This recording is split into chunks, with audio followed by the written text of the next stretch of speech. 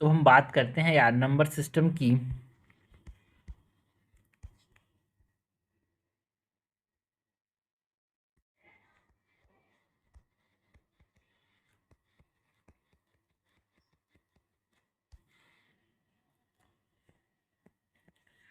सबसे पहले तो यहाँ पे हम बेसिक कॉन्सेप्ट जो number system and remainder concepts की बात करेंगे।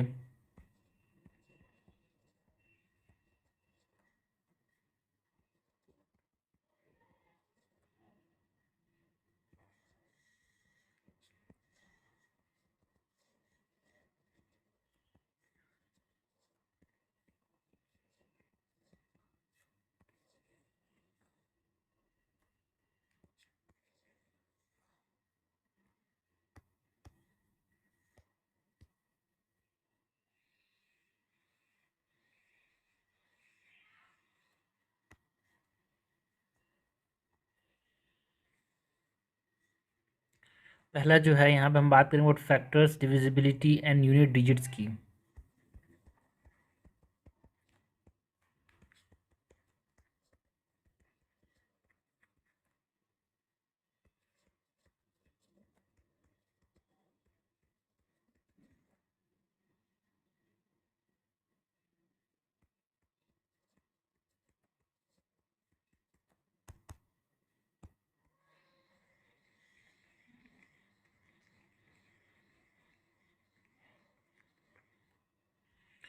इसके अंदर सबसे पहले तो हम बात करते हैं फैक्टर्स एंड मल्टीपल्स की।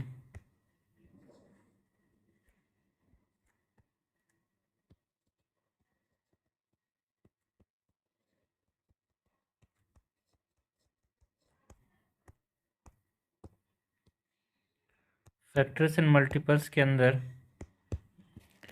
सपोज कोई एक कंपोजिट नंबर n है,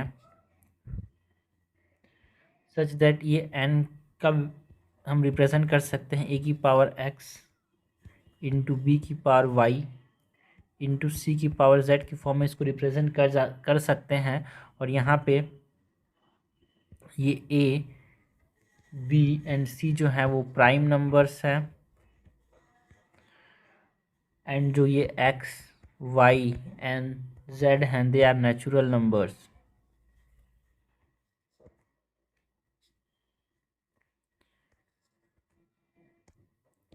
सो अगर ये कंडीशन है तो इन केस के अंदर हमारे पास कुछ चीज़ें हैं, कुछ फॉर्मूलाज हैं जिनका हम इस्तेमाल कर सकते हैं to know the factors, know the sum of factors यार।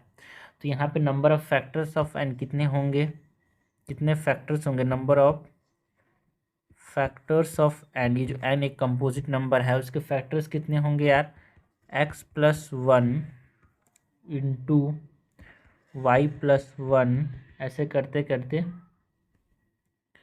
ये number of factors of n आ जाएगा। Now some of factors of n क्या होंगे, सम ऑफ फैक्टर्स ये क्या होगा, ए की पावर 0 प्लस ए की पावर 1 से लेके ए की पावर x तक, इसको मल्टीप्लाई करेंगे बी की पावर 0 से लेके बी की पावर 0 फिर बी की पावर 1 से लेके बी की पावर y तक, इसको मल्टीप्लाई करेंगे सी की पावर 0 प्लस सी की पावर 1 से लेके सी की पावर z तक, एंड सो ऑन। तो ये हमारे पास सम ऑफ फैक्टर्स ऑफ एन आ जाएगा, some of factors of N.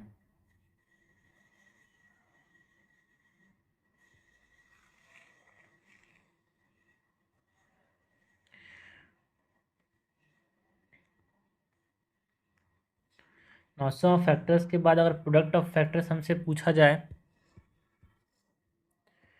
So product कैसे निकालेंगे, product of factors of n, it is n की पावर जो नंबर ऑफ फैक्टर्स हैं वो हम निकाल लेंगे भाई यहाँ से, इस फॉर्मूले से नंबर ऑफ फैक्टर्स यहाँ पे हम निकाल लेंगे डिवाइडेड बाई 2,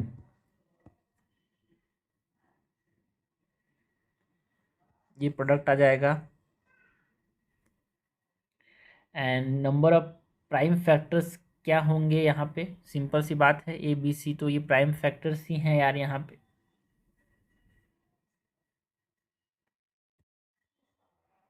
ये प्राइम फैक्टर वाले में ही ये लगेगा,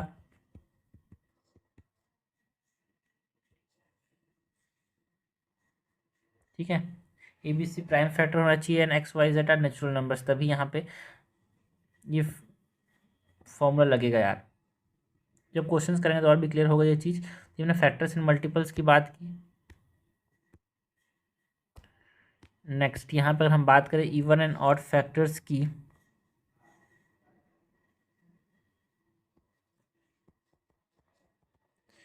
इवन एंड ऑड फैक्टर्स की बात करें,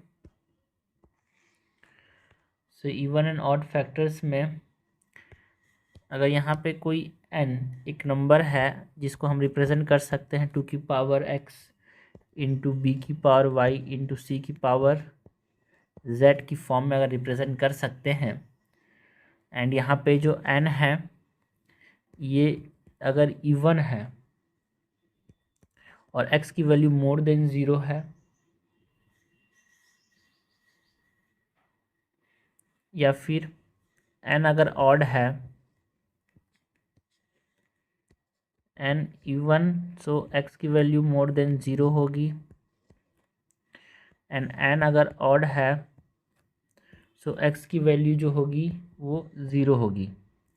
सो इन केसेस में जो टोटल इवन फैक्टर्स आएंगे एंड जो सम ऑफ इवन फैक्टर्स आएंगे एंड टोटल ऑड फैक्टर्स आएंगे, अगर ऑड है तो and sum of odd factors आएंगे। दोनों केस हो सकता है। If n is even then x is more than 0, तो यहाँ पे total number of even factors कितने आएंगे, सारी चीज़ें क्लियर होगी बट एग्जाम्पल से है ना, ये सब क्वेश्चंस करेंगे। तो यहाँ पे total number of even factors x into y plus 1 into z plus 1 and sum of even factors कितने होंगे यार, ये तो even factors, total number of even factors इस प्रकार से निकालेंगे हम। And sum of even factors क्या हो जाएगा, 2 की पावर 0, 2 की पावर 1 प्लस 2 की पावर 2, ये 2 की पावर x तक जाएगा।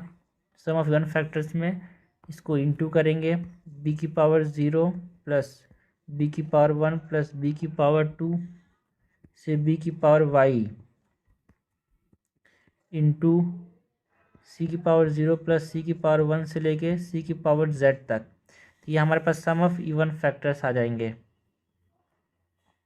Now some of odd factors, पहले तो total number of odd factors कैसे निकालेंगे, इसमें total number of odd factors is equal to y plus 1 into z plus 1, और भी नंबर हैं तो आगे बढ़ता जाएगा। Total number of odd factors आ जाएंगे, total number of odd factors आ जाएंगे। फिर सम ऑफ ऑड फैक्टर्स कैसे निकालेंगे,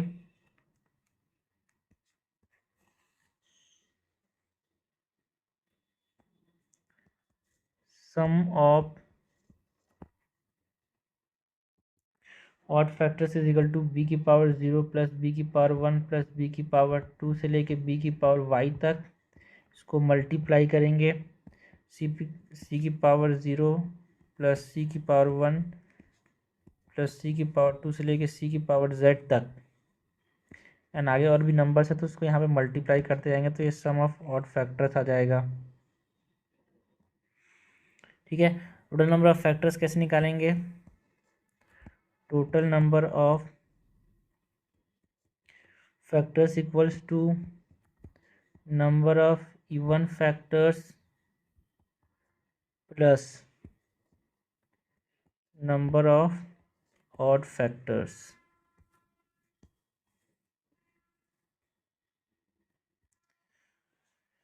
ठीक है भाई, तो ये हमने बात की about what factors and multiples, even and odd factors. Next यहाँ पे हम बात करते हैं अबाउट डिविजिबिलिटी की।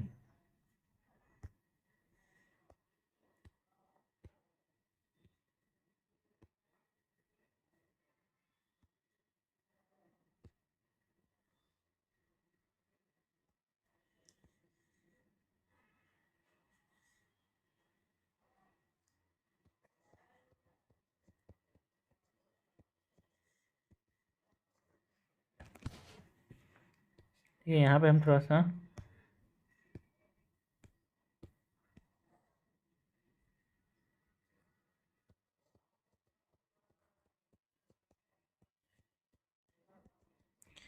डिविजिबिलिटी की बात करते हैं। डिविजिबिलिटी के अंदर यहाँ पे हम डिविजिबिलिटी रूल्स की बात करेंगे एंड कुछ की डिविजिबिलिटी पैटर्न्स जो फॉलो होते हैं उसकी बात करेंगे।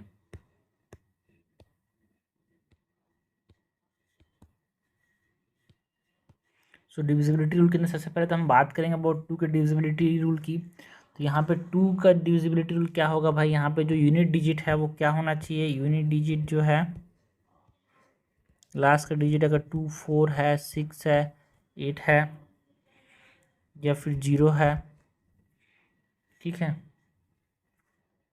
तो ये डिविजिबल हो जाएगा किससे, 2 से, ठीक है। 3 में क्या होना चाहिए, सम ऑफ डिजिट्स जो हैं वो किससे डिविजिबल होना चाहिए, सम इज डिविजिबल बाई 3,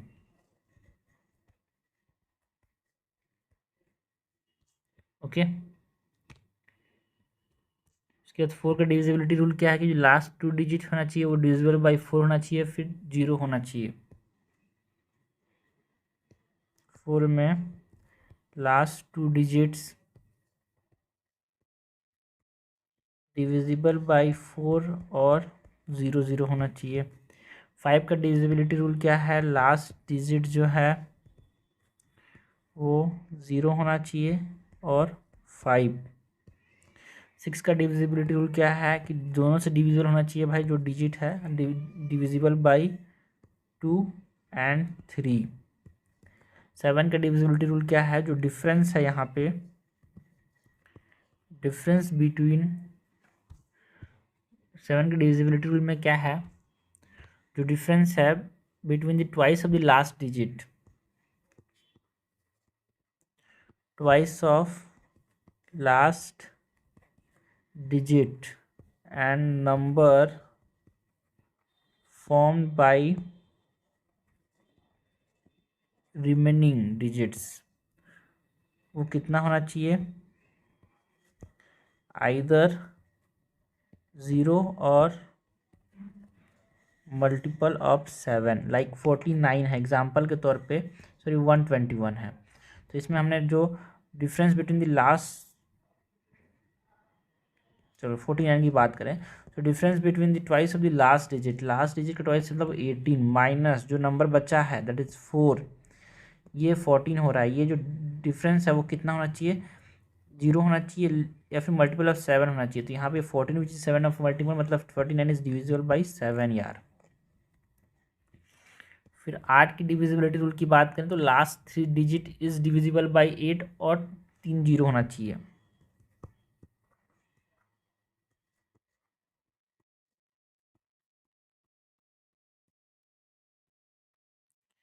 नाइन के अंदर क्या होना चाहिए, जो सम ऑफ डिजिट्स जो है it should be divisible by 9। 10 को तो सब पता है भाई 0 है तो डिविजिबल होगा। 11 की बात करें तो sum of odd places minus sum of odd places minus sum of even places is 0 और मल्टीपल ऑफ 11, ठीक है। लाइक 121 है तो इसमें ऑड प्लेसेस का सम कितना हो गया 2, इवन प्लेसेस का सम 2, माइनस करेंगे तो 0 बच रहा है। 0 जो है अगर 0 आ रहा है फिर 11 का मल्टीपल आ रहा है तो ये डिविजिबल बाई होगा 11, ठीक है भाई।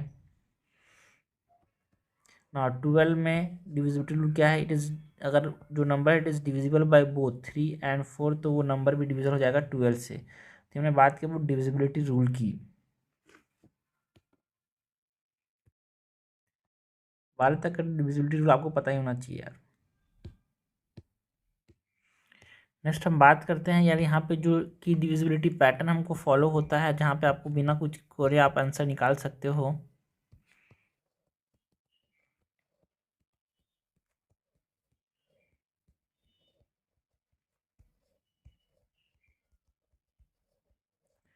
सो यहाँ पे चीज़ें क्या है कि अगर कोई नंबर है ए बी के फॉर्म में, सो ये डिविजिबल किससे होगा, इट इज़ डिविजिबल बाई 101, मतलब 1 2 1 2, ये डिविजिबल होगा 101 से, ठीक है। अगर कोई नंबर है जो कि a b a b a b, ये किसके किससे डिविजिबल होगा? It is divisible by 3, 7, 13 and 37। ये सब चीज़ें याद रखने की है, जिससे ज़्यादा ही आपको ज़्यादा सोचना नहीं है। आपसे क्वेश्चन देखना, आंसर आपसे पूछा है कि इनमें से कौन सा डिविजिबल नहीं होगा, आपसे 1 2 1 2 1 2, ठीक है।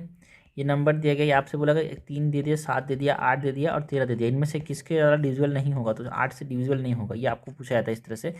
तो ये सब दिमाग में रखना है यार, ऐसे इंपॉर्टेंट चीज़ें हैं। एंड कोई डिजिट है ए, ये डिविजिबल बाई किससे होगा? ये की पैटर्न है, 37 से डिविजिबल होगा ये। एंड कोई डिजिट है ए, कितने ए हैं यहाँ पे? अगर 6 ए हैं, so it is divisible by 3, 7, 13 and 37। And कोई ए बी सी ऐसा कोई डिजिट है, तो it is divisible by 7, 11 and 13।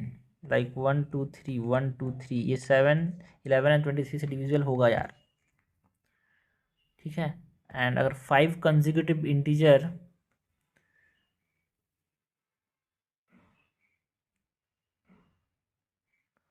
Some of the 5 consecutive whole number will be always divisible by 5 यार।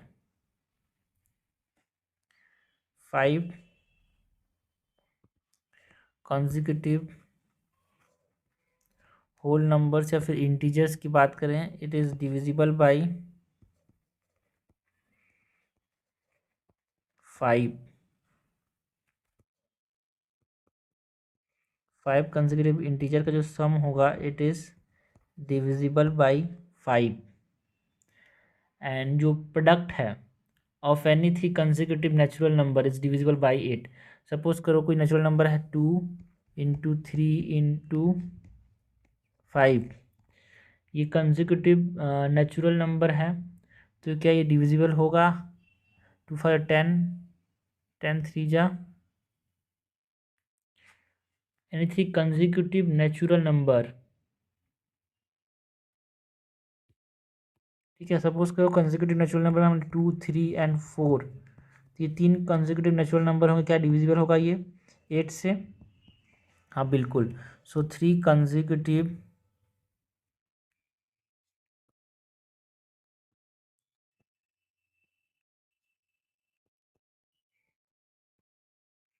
इंटीजर्स का जो सम है, मतलब प्रोडक्ट है, इट इज़ डिविजिबल बाई 8। और सम ऑफ 5 लाइक 2 + 3 + 4 + 5 + 6, ये 5 कंसेक्यूटिव नेचुरल मतलब इंटीजर का सम है, इसका सम जो है इट इज़ डिविजिबल बाई 5 यार। इसका कितना हो रहा है ये? 6 4 10, 10 और ये 20, 20 डिवाइड बाई 5, बिल्कुल 4, ये डिविजिबल होगा यार, ठीक है। नाउ एनी जो नेचुरल नंबर n है, अगर सो कोई भी नेचुरल नंबर n है, इसकी पावर अगर यहाँ पे 10 की पावर n-7 की फॉर्म में लिख पा रहे हैं इसको, सो ये किससे डिविजिबल होगा? और n एक नेचुरल नंबर है, तो इट इज़ ऑलवेज भी डिविजिबल बाई 3। तो इस चीज़ को ध्यान देना भाई, कभी कभी क्वेश्चन आपको घुमा के इस प्रकार से पूछा जाता है कि डिविजिबल होगा कि नहीं होगा, तो होगा। तो आपको इस फॉर्म में अगर ले आ रहे हो तो 3 से डिविजिबल हो जाएगा। सी हमने बात की अबाउट डिविजिबिलिटी रूल एंड की डिविजिबिलिटी पैटर्न की।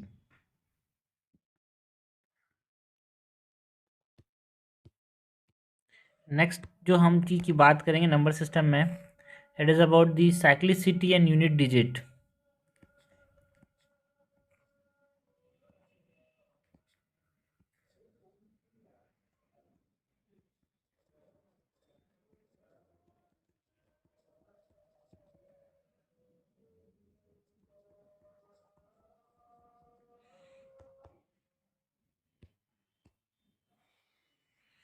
साइक्लिसिटी एंड यूनिट डिजिट के अंदर मेन चीज़ क्या है भाई, कि जो यूनिट डिजिट, इसमें हम कैलकुलेट कैसे कर सकते हैं? By getting the remainder when the expression is divided by 10, ठीक है। यूनिट डिजिट कैसे पता करेंगे? आपको ये नंबर दिया जाएगा, बोलेगा कि भाई इसका इसका ऐसे दे दिया ABCD की पावर 10x 100n ऐसे दे दिया, इसका यूनिट डिजिट बताओ कितना आएगा इसका वैल्यू का। सो यहाँ पे आपको क्या करना है, यहाँ पे कॉन्सेप्ट ये है कि यूनिट डिजिट कैसे पता चलता है अपने को, रिमाइंडर से पता चलता है जब 10 से डिवाइड कर देंगे। So the unit digit of ABCD की पावर x, इसका जो यूनिट डिजिट होगा it will depend on d की पावर x। ठीक है, d की पावर x पे डिपेंड करेगा आखिरी जो डिजिट है। तो साइक्लिसिटी टेबल हम क्या बोलते हैं भाई, कि इसी डी की पावर क्या होगा तो यहाँ पे रिमाइंडर क्या होगा, मतलब यूनिट डिजिट क्या होगा, ये हमसे पूछा जाता है। क्योंकि इसको हम डिवाइड करेंगे 10 से तब जाके हमारा यूनिट डिजिट आएगा यार।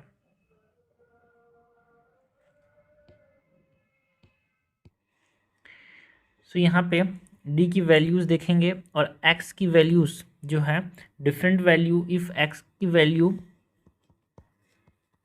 इसको हम किस फॉर्म में 4n+1 की फॉर्म में एक्स की वैल्यू को लिख पा रहे हैं, या फिर 4n+2 की फॉर्म में लिख पा रहे हैं, 4n+3 की फॉर्म में, 4n+4 की फॉर्म में।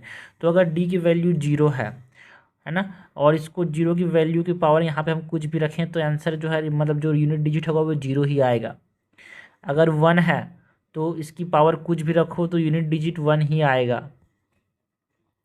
अगर 5 है, इसकी पावर कुछ भी रखो, यूनिट डिजिट 5 ही आएगा। अगर 6 है, कुछ भी रखो, इसकी पावर x में कुछ भी रखो यार, क्या ही आएगा, यूनिट डिजिट जो है वो 6 ही आएगा। ठीक है, इसके बाद चेंज कहाँ से होता है, 4 से।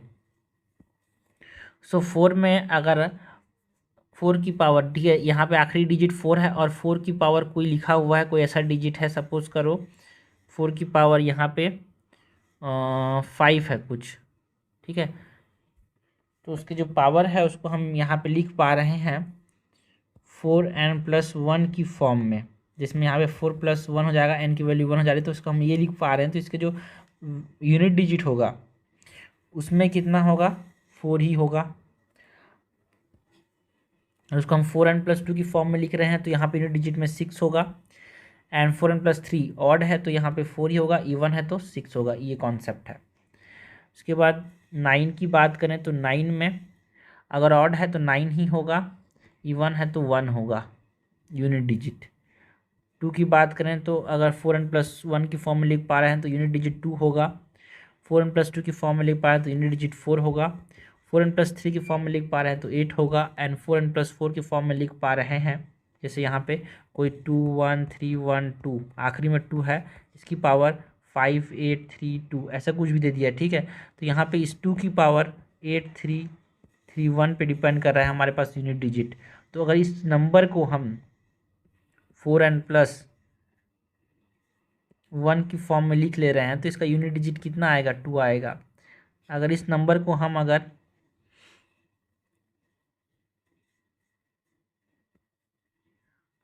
4n+2 की फॉर्म में लिख रहे हैं तो यूनिट डिजिट कितना आएगा, इस वैल्यू का 4 आएगा। तो इस प्रकार से क्वेश्चन सबसे पूछे जाते हैं यार, जो कि लोग कंफ्यूज जाते हैं, बहुत अजीब अजीब नंबर दिखता है तो लोग बोलते हैं सॉल्व करना पड़ेगा और आंसर निकालना पड़ेगा। नहीं, वो आपको सॉल्व करने के लिए नहीं पूछ रहा है, वो आपको पूछ रहा है कि आपको साइक्लिसिटी जो टेबल है वो याद है कि नहीं। अगर यहाँ पे 4n+4 की फॉर्म में लिख पा रहे हैं सो आंसर क्या होगा, जो यूनिट डिजिट होगा वो 6 होगा। 9 के बाद 3, अगर यहाँ पे यूनिट डिजिट 3 है, मतलब जो डी की वैल्यू है अगर वो 3 है और इसको हम 4n+1 की फॉर्म में लिख पा रहे हैं तो यूनिट डिजिट 3 ही होगा। अगर 4n+2 की फॉर्म में लिख पा रहे हैं तो यूनिट डिजिट 9 होगा, 4n+3 की फॉर्म में लिख रहे हैं तो 7, 4n+4 की फॉर्म में लिख रहे हैं तो यूनिट डिजिट 1 होगा। 7 है यार, अगर यूनिट डिजिट डी जो है वो 7 है तो यहाँ पे यूनिट डिजिट अगर 4n+1 मतलब x की वैल्यू अगर 4n+1 की फॉर्म में लिख रहे हैं तो ये 7 होगा, 4n+2 की फॉर्म में लिख पा रहे हैं तो ये 9 होगा, 4n+3 की फॉर्म में लिख पा रहे हैं तो ये 3 होगा, एंड 4n+4 की फॉर्म में लिख पा रहे हैं तो ये 1 होगा। ठीक है भाई, तो एक चीज़ को समझना, जो कि मैं रफ बता रहा हूँ कि 4n+4 की फॉर्म में अगर लिख पा रहे हो तो ज़्यादातर 1 ही आंसर होगा, तो तुक्का ही मारना है तो 1 मारना।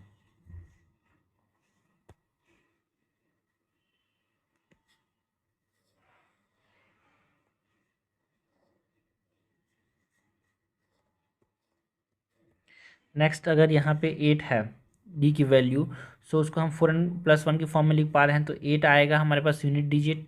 अगर हम 4n+2 की फॉर्म में लिख पा रहे हैं तो यूनिट डिजिट 4 आएगा।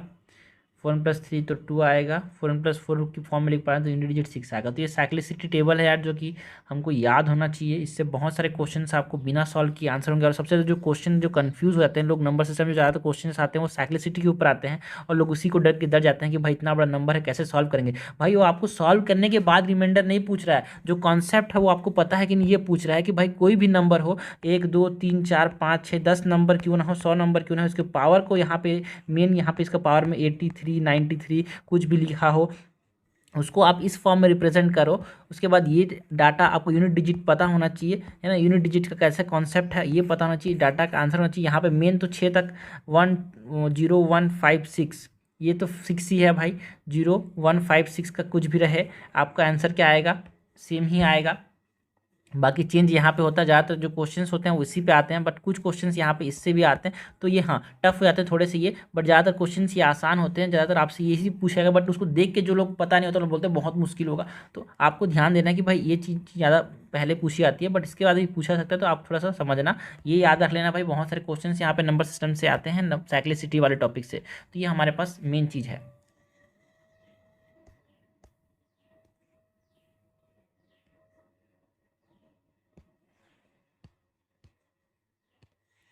नेक्स्ट है भाई नंबर सिस्टम। हमने यहाँ पे टॉपिक 1 जहाँ factor divisibility and unit digits की बात की, factors divisibility and unit digit की। नेक्स्ट यहाँ पे हम बात करेंगे अबाउट जो सेकंड टॉपिक है, दैट इज़ अबाउट मेन यहाँ पे remainder theory and zeros series sum की बात करते हैं।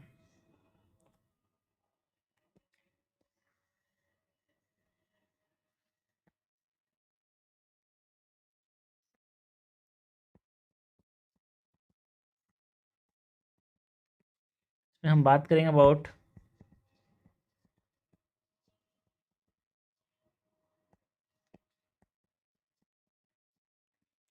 Reminder theory, zeros and series की बात करेंगे, एंड सीरीज का सम कैसे निकालना है उसकी बात करेंगे।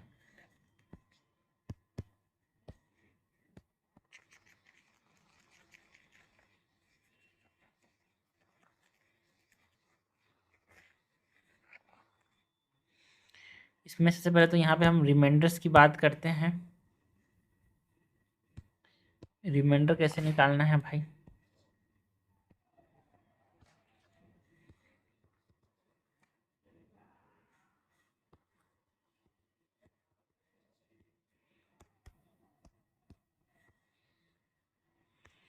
सो रिमाइंडर्स में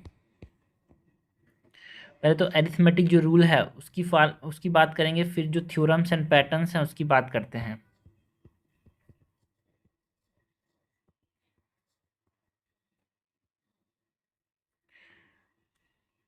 अरिथमेटिक रूल में क्या है कि रिमाइंडर जो है, रिमाइंडर ऑफ a+b/n, इसका रिमाइंडर क्या होगा भाई, is equal to remainder of a/b plus minus remainder of, sorry a/b बोल रहा हूँ, a/n plus remainder of b/n। ये पहला फॉर्मूला हो गया, ठीक है। एंड आफ्टर एडिशन यहाँ पे जो रिजल्ट अगर n से मतलब ज़्यादा है तो फिर से डिवाइड करेंगे यार, जो रिजल्टिंग रिमाइंडर होगा हमारा आंसर हो जाएगा। एंड दूसरा रिमाइंडर ऑफ a/b/n, ये क्या होगा भाई, इसका value is remainder of a/n into remainder of b/n। And हमारे पास अगर नंबर बड़ा आ रहा है फिर से डिवाइड करेंगे n से, ठीक है। एंड जो रिजल्टिंग आंसर होगा हमारा आंसर होगा, ठीक है, number is more than, and फिर से डिवाइड करेंगे n से, and resulting is our remainder, ठीक है। तो ये अरिथमेटिक रूल हो गया यार।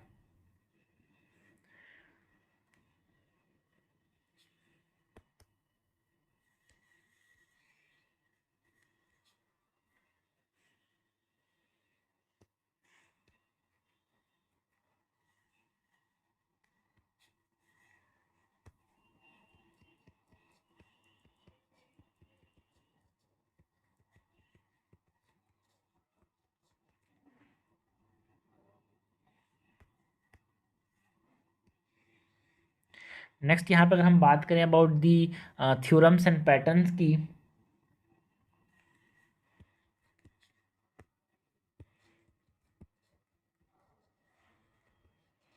रिगार्डिंग रिमाइंडर्स, जो आपको पता होना चाहिए पैटर्न एक फॉलो होता है रिमाइंडर के अंदर।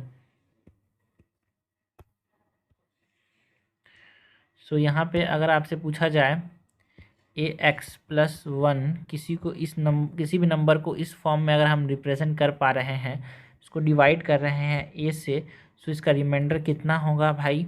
रिमाइंडर इसका 1 ही आएगा।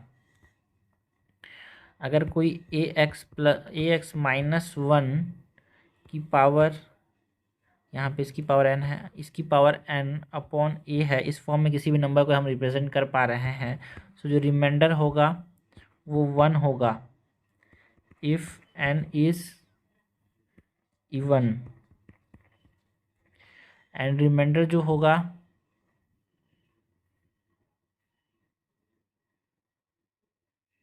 वो -1 और a-1 होगा इफ़ n इज ऑड। ठीक है भाई, तो ये दो फॉर्मूले यहाँ पे इम्पोर्टेंट है, इस पर बहुत क्वेश्चंस आते हैं, रिमाइंडर वाले, यूनिट डिजिट वाले बहुत क्वेश्चंस आते हैं नंबर सिस्टम से यार, ज़्यादा टफ नहीं है। अगर आपको चीज़ें पता हो तो 2 मिनट में आप आंसर निकालोगे, नहीं तो आप कभी नहीं निकाल पाओगे। ठीक है, ये हमारे पास ax-1 की power n divided by a, किसी भी नंबर को इस प्रकार से हम रिप्रेजेंट कर पा रहे हैं। तो नाउ अगर किसी भी नंबर को a की power n divided by a+1 की फॉर्म में रिप्रेजेंट कर पा रहे हैं, सो जो रिमाइंडर होगा वो 1 होगा if n is even, and -1 या फिर a-1 होगा इफ़ n इज ऑड।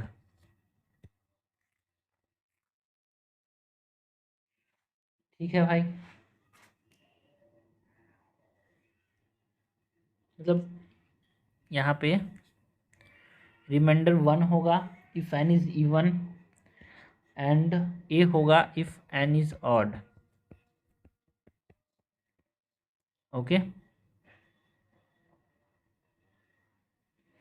और हम इस फॉर्म में रिप्रेजेंट कर पा रहे हैं। तो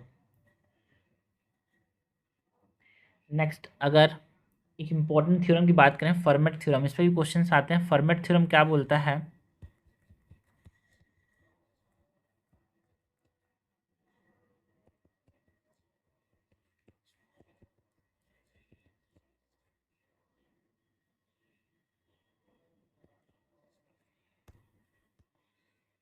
फर्मेट थ्योरम बोलता है कि आप किसी भी नंबर को अगर एक्सप्रेस कर पा रहे हो a की power p-1 divide by p की फॉर्म में, अगर आप एक्सप्रेस कर पा रहे हो सच दैट p जो है वो क्या नंबर है भाई? प्राइम नंबर है। तो जो रिमाइंडर होगा यहाँ पे 1 ही आएगा। कब? p प्राइम होना चाहिए, एंड a एंड p जो है वो को प्राइम नंबर्स होना चाहिए। ठीक है, तो यहाँ पे हमारे पास रिमाइंडर कितना आएगा?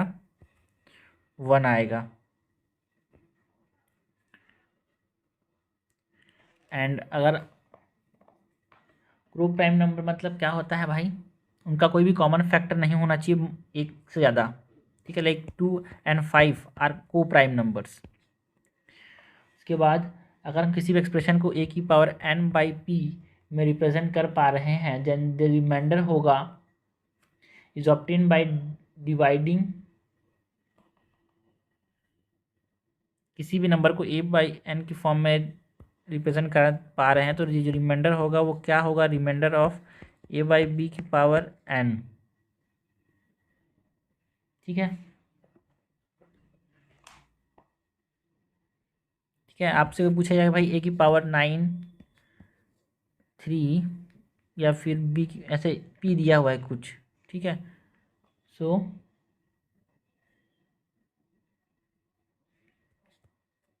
जो रिमाइंडर होगा यहाँ पे वो क्या क्या होगा? दोनों को डिवाइड करेंगे और उसका स्क्वायर कर देंगे। रिमाइंडर ऑफ a/b जो होगा उसका निकालेंगे, उसका जो पावर होगा n कर देंगे तो हमारे पास रिमाइंडर आ जाएगा भाई। अब क्वेश्चन बनाएंगे तो हर चीज़ का इस्तेमाल करेंगे तो ज़्यादा समझ आएगा। ठीक है। Now square of any odd, जब उसको डिवाइड करेंगे ऑड नंबर का जो स्क्वायर है, जब उसको डिवाइड करेंगे 8 से, है ना, तो रिमाइंडर कितना होगा, हमेशा 1 ही होगा। ठीक है, ये इंपॉर्टेंट है। ऑड नंबर मतलब सपोज करो आपका कोई ऑड नंबर है 13, इसका स्क्वायर किए, इसको 8 से डिवाइड किए तो रिमाइंडर कितना होगा 1। तो याद करने की जरूरत नहीं है। ठीक है, कोई भी ऑड नंबर 8 3 9 1 2 1 3 1, ये 1 ऐसा स्क्वायर कर दिया, इसका 8 से डिवाइड कर दिया तो रिमाइंडर कितना होगा भाई 1। मैं एक चीज़ और बताऊँ, रिमाइंडर वाले क्वेश्चन में कुछ नहीं समझ आया, तुक्का ही मारना है तो एक को टिक करके आगे बढ़ जाओ यार। बहुत सारे क्वेश्चन होते हैं जिसमें एक आंसर होता है, रिमाइंडर 1 आंसर होता है। तो ये हमने बात की अबाउट रिमाइंडर में अरिथमेटिक रूल की, थ्योरम्स एंड पैटर्न्स की, फर्मेट थ्योरम की बात की यार।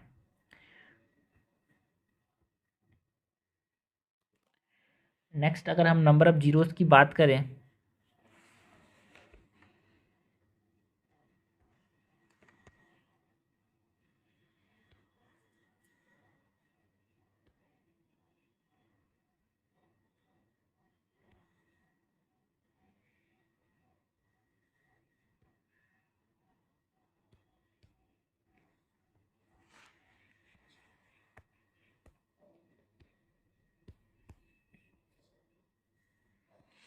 नंबर ऑफ जीरोस पे क्वेश्चन आते हैं।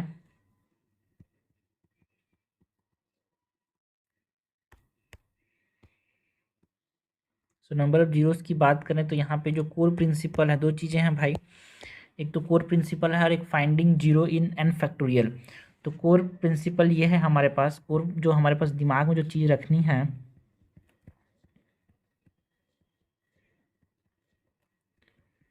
वो क्या है भाई, zero depend on the pairs of 2 and 5, 2 and 5 के कितने जोड़ी बन रहे हैं उस पर डिपेंड करता है zeros.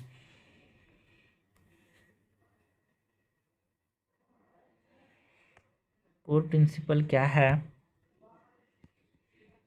zeros depends on pairs of twos and fives if number of twos जो हैं वो less than number of fives हैं, देन जो नंबर ऑफ ज़ीरो होगा वो नंबर ऑफ टू के जितना होगा, जो कम होगा उसके जितना यहाँ पे हमारे पास होगा। एंड अगर 5 number of 5 is less than number of two, तो नंबर ऑफ 5 के जितना जीरोस होगा, बिकॉज जितना 10 बनेगा उतना ही तो जीरो आएगा यार। ठीक है। नाउ इसमें एक और चीज़ है कोर प्रिंसिपल के बाद, यहाँ पे फाइंडिंग जीरोस इन एन फैक्टोरियल, फाइंडिंग जीरोस इन एन फैक्टोरियल। तो कोई एन फैक्टोरियल दिया हुआ है, इसमें कितने जीरोस होंगे पूछा जाएगा, तो यहाँ पे पावर ऑफ 5 इज़ लिमिटिंग यार यहाँ पे। ठीक है, पावर ऑफ 5 लिमिटिंग होता है।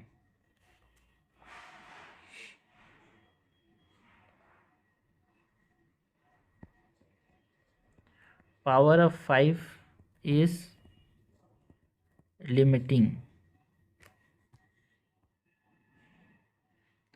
सो अगर एक्सप्रेशन कंटेन करता है 10 तो वहाँ पे नंबर ऑफ टेंस तो ऐड करना पड़ेगा, 2 की पावर 5 तो है, उसके साथ साथ यहाँ पे एडिशनल जीरोस होंगे बिकॉज ऑफ 10 यार। ठीक है, 2 और 5 के अगर 10 है तो 10 भी ऐड होंगे। ठीक है यहाँ पे, एंड सिंस एन फैक्टोरियल आपसे कोई पूछा जाएगा एन फैक्टोरियल है, तो एन फैक्टोरियल मतलब क्या होता है, n into n minus one into n minus two, ऐसे ऐसे करते करते लास्ट में 1। ठीक है, सो नंबर ऑफ जीरोस जो होंगे वो कितने होंगे, पावर्स ऑफ 5 के जितने होंगे।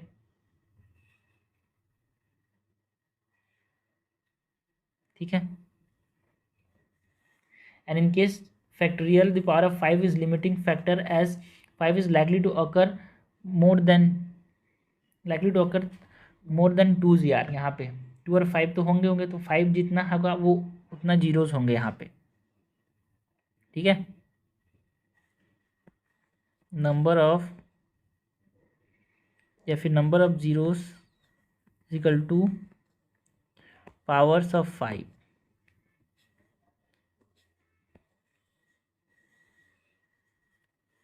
ये है। And maximum power of 5 in n factorial कितना होगा भाई? Maximum power of 5 in n factorial कैसे निकालेंगे?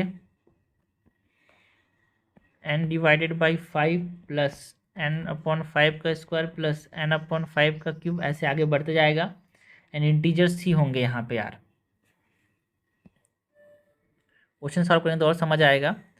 सो स्पेशल नोट है कि पावर ऑफ 5 देखना है यहाँ पे। ठीक है, तो ये हमने बात की about what, numbers of zeros की। लास्ट में हम यहाँ पे बात करते हैं अबाउट जो सीरीज के सम वाले जो क्वेश्चंस आते हैं, जिसमें आपको सीरीज दे दिया जाएगा, उसका सम पूछा जाता है यार। Like n consecutive numbers, n consecutive natural number से क्या सम होगा, एन कंसेक्यूटिव इवन नंबर से क्या होगा, और नंबर से क्या होगा, तो उसका फॉर्मूलाज क्या है वो हम देखते हैं यहाँ पे।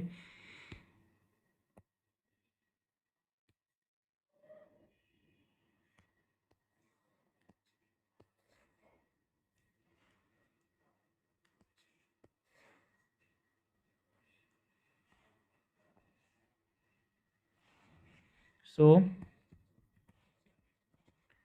Series sums,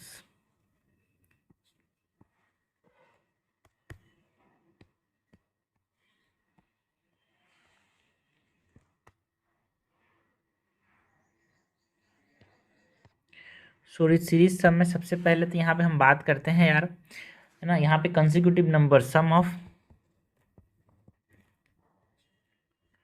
N consecutive numbers,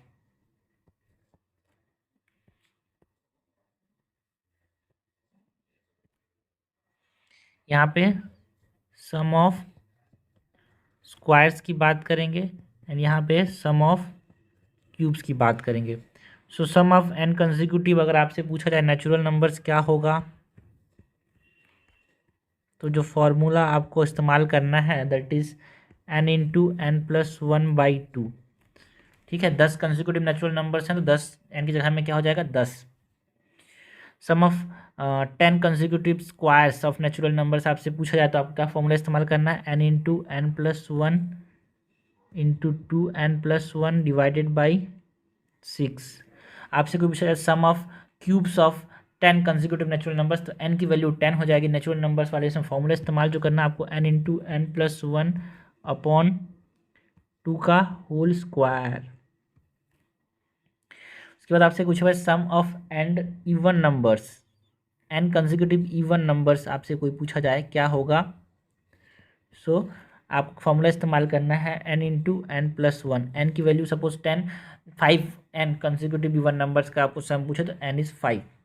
आपको पूछेगा sum of 5 consecutive squares of even numbers, तो आपको फॉर्मूला जो इस्तेमाल करना है it is 2n into n plus 1 into 2n+1/3। सो इसी में क्या हुआ है नीचे में और ऊपर में एक तरह से आपको 4 से मल्टीप्लाई कर दिया गया है, तो ये आंसर कट के 3 आया और ये 2 हो गया। ठीक है, E1 के लिए। क्यूब्स में यहाँ पे क्या करेंगे, क्यूब्स में 2 इंटू एन प्लस 1 का होल स्क्वायर